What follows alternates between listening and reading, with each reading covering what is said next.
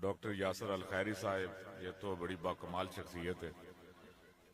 میں نے ایک دو بار آپ کی گفتگو سنی، اور مجھے یہ اندازہ ہوا کہ اصل میں عالم وہی ہوتا ہے علم کے ساتھ ساتھ جس کے اندر حلم بھی ہو۔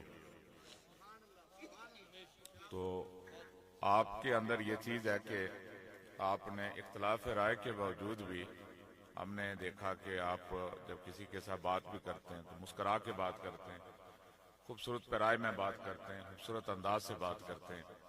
تو یہ فیض ہے جو میں نے پھر ان پہ جب ایک دو بار میں نے سنا تو پھر میں نے غور کیا، کھوج لگائی، پتہ کروں بھائی یہ ہیں کیا۔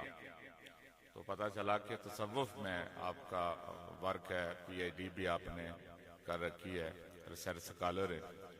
اور میں جب مجھے یہ بات پتہ چلی تو پھر میں اس نتیجے تک پہنچا کہ واحد تصوف ہی ایک ایسا راستہ ہے جو پیار عطا کرتا ہے، جو امت کو جوڑنے کی بات کرتا ہے، جو لوگوں کو جو ہے وہ بڑے خوبصورت انداز سے محبت کے ساتھ، پیار کے ساتھ دین کی طرف موٹیویٹ کرتا ہے۔ باقی تصوف کو چھوڑ کے جو راستے ان میں شدت کا عنصر بھی ہے، نفرت کا عنصر بھی ہے، لیکن جو اہل تصوف ہوتے ہیں ان کے اندر ہمیں اس طرح کی کوئی بات نظر نہیں آتی۔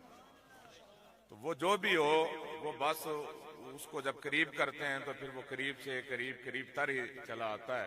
تو یہی تصوف کا، بزرگان دین کا جو اسلوب ہے، ہمیں اسی کو آگے لے کر چلنا چاہیے اور اسی راہ پر ہمیں چلنا چاہیے، اور اسی میں ہم سب کی بہتری ہے، ہمارے علاقے کی بھی بہتری اسی میں ہے کہ ہم اپنی قوم کو انتشار میں نہ ڈالیں، ہم سب کو حضور کی محبت میں جمع کریں، آقا کا ان کو پیار دیں، اور بڑے خوبصورت انداز سے۔